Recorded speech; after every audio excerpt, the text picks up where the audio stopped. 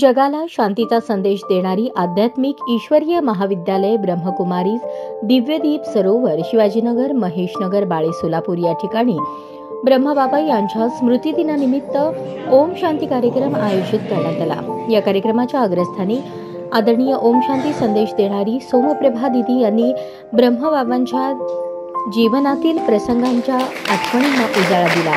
संदेश म्हणून जीवनातील कठीणातील कठीण प्रसंगी आपण सर्वांनी ब्रह्मबाबांना आठवणीत ठेवावे, जीवन सहज सरळ आणि सुखरूप होईल असा भक्तीचा मार्ग सांगितला। तदनंतर ब्रह्मकुमारी बहिणींचा विशेष अनुभव देखील सर्वांना मार्गदर्शक ठरला। शेवटी ब्रह्मबाबांना महाप्रसादाचा भोग दाखवण्यात आला।